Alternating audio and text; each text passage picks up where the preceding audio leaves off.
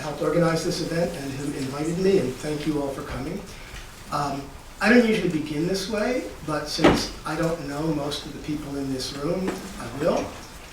I am not an Israeli, but my entire immediate family are Israelis and have been for over 40 years. So I don't speak about this purely as an academic matter or even purely as a political matter.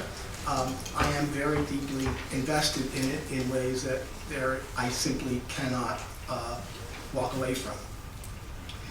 I'm very happy to both agree with almost everything that Lena said and also to begin from more or less the same place.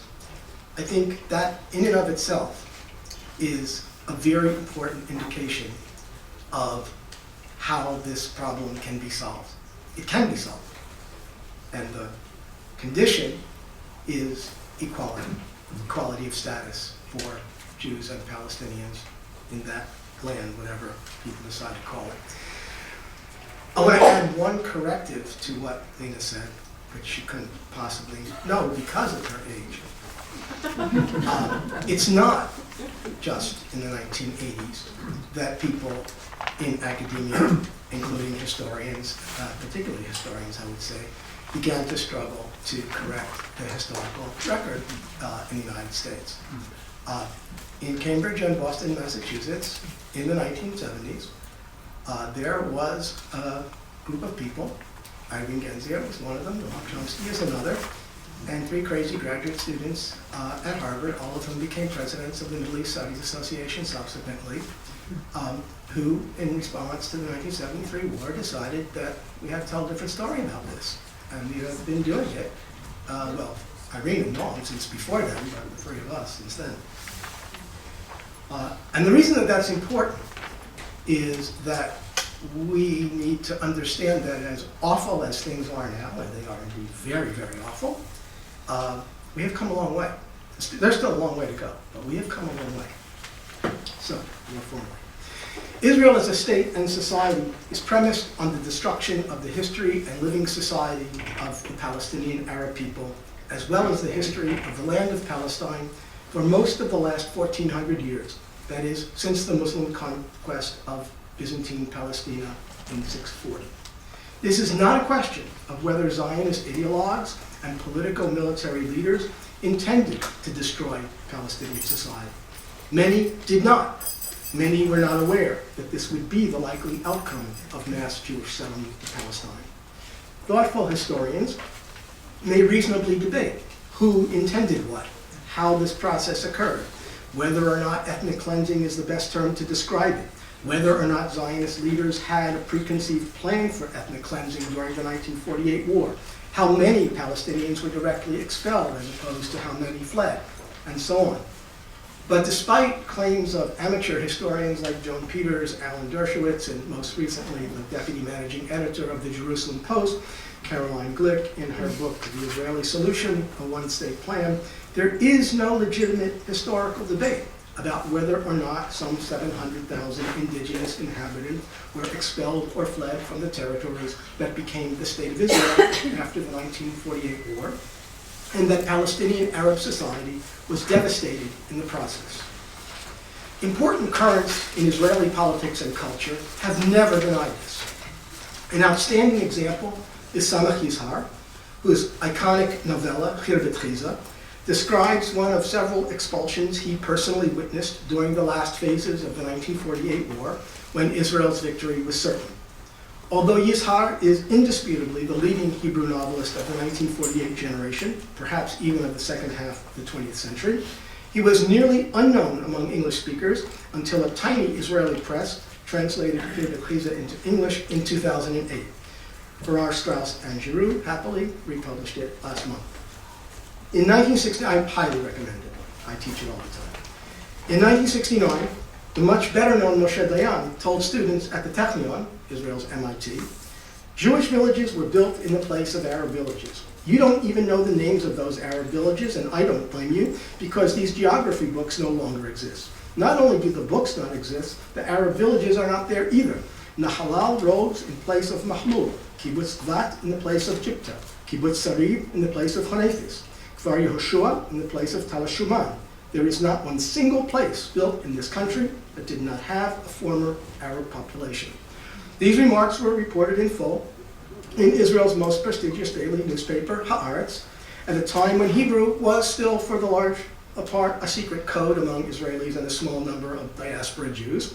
The New York Times did not consider it news that was fit to print.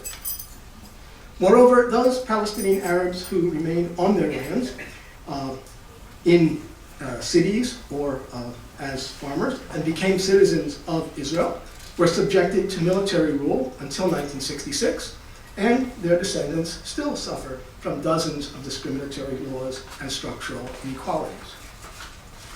The destruction of Palestinian Arab society includes many concrete instances of cultural destruction of direct interest to historians, and this is what I want to focus on. Dr. Gish Amit, a lecturer at Ben-Gurion University, discovered in the course of research for his PhD thesis that Israeli military forces looted approximately 30,000 books and documents from Arab residents of mostly West Jerusalem during the 1948 war. Another 40 to 50,000 books were collected from the other locales of Arab habitation, mostly Jaffa and Haifa, in the post-war years. About 26,000 of those books were shredded because Israeli officials objected to their contents. About 6,000 were loaned to the Near Eastern Studies Department of the National Library in Jerusalem, where they remain today. Others were sold to various Arab public schools. In today's Haaretz, Gish Amit also revealed that it's not simply Palestinian intellectual property that the Israeli state stole, but also the intellectual property of Yemeni Jewish immigrants, many Torah scrolls and rare manuscripts of Mishnah and prayer books and things like that. Settlers masquerading as archaeologists in the organization Elad, which means to the city of David, in the Israeli-annexed Silwan neighborhood of East Jerusalem, have, with funding from American Jewish physician and bingo magnate Irving Moskowitz, been conducting excavations literally under Palestinian homes, endeavoring to prove that Silwan is the site of the biblical city of David. No evidence has been found of King David's palace or of Solomon's temple on anything like the scale described in the Bible. But the unprofessional and ideologically motivated excavations have destroyed evidence of the presence of many other peoples and cultures on the site. 21 strata from the Canaanites who established the first permanent settlement in Silwan some 5,000 years ago, to the Muslims who ruled it from the mid-7th to the early 20th centuries. In 2008, Stettler excavators uncovered human bones from the 8th and 9th centuries in the Muslim Abbasid era. They were disposed of without notifying Israel's Ministry of Religious Affairs and halting excavations as Antiquities Authority regulations require. The Israeli army occupied Beirut in its 1982 invasion of Lebanon. Before its evacuation, it looted the Palestine Liberation Organization's research center, seizing the entire library of 20,000 books, plus microfilms, manuscripts, and archives. Israeli soldiers also broke into the office of the Private Institute for Palestine Studies and removed items and destroyed property. In 2001, Israel closed the unofficial PLO office in Jerusalem, known as Orient House, and stole the entire archive. The papers were handed over to the research department of the Foreign Office. After intelligence officers studied them, those deemed to have no political or security implications were deposited in the Israel State Archive in Jerusalem, where they are labeled abandoned documents.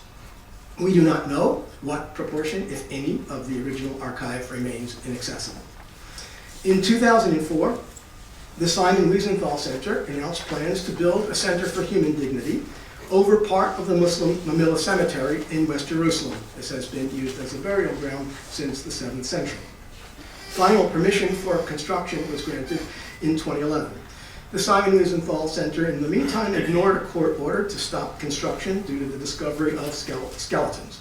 According to Professor Rashid Khalidi of Columbia University, a parking lot was built over part of the cemetery, so the Israeli authorities are basically pushing ahead with the desecration of the cemetery that they have been, unfortunately, slowly nibbling away at for over 3 decades.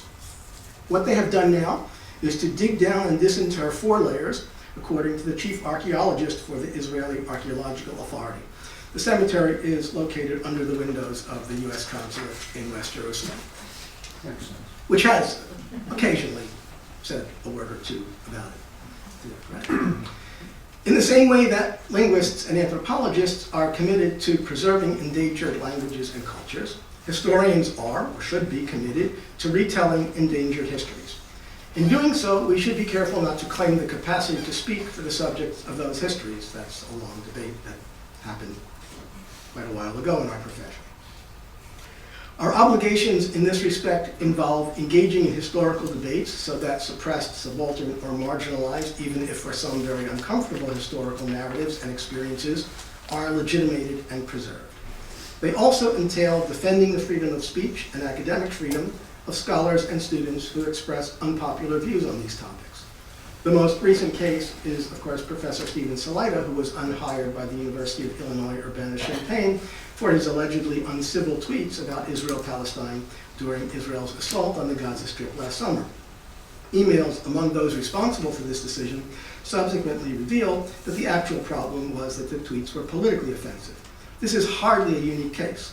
Under pressure from Alan Dershowitz, whose likely plagiarized and otherwise scholarly incompetent book, The Case for Israel, Norman Finkelstein debunked in Beyond Chutzpah, in 2007, DePaul University denied Finkelstein tenure in highly irregular circumstances.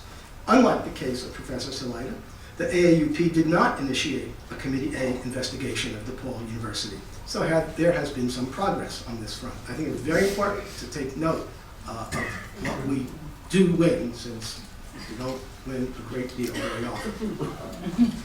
Much current discussion of Israel-Palestine in academia is focused on the Palestinian call for an academic cultural boycott of Israeli institutions. I do not think that historians have any particular professional competence on whether or not this is an appropriate measure. For the record, I have supported it.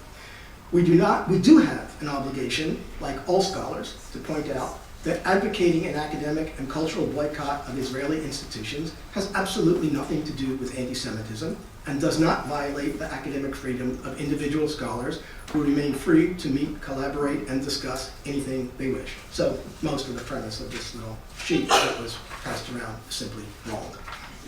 And it's important that I think we do have a professional obligation to say that this is simply not based on actual fact. We can have an argument about what the facts mean, but not about whether things are or are not facts. Some oppose an academic boycott because they believe or hope that scholarly or other forms of dialogue contribute to peace. This can be debated, but in my opinion, that hope rests on historical amnesia and category errors. Dialogue between slaves and slaveholders, or between abolitionists and slaveholders, did not bring about emancipation. Dialogue between French colonial settlers and Algerian Muslims did not lead to Algerian independence. Dialogue can have a positive outcome only if it is conducted among equals. Israeli scholars and institutions are generally pleased to regard Western scholars as their colleagues and equals. Relatively few are willing to consider Palestinian scholars their peers, and that comprises a very large part of the problem.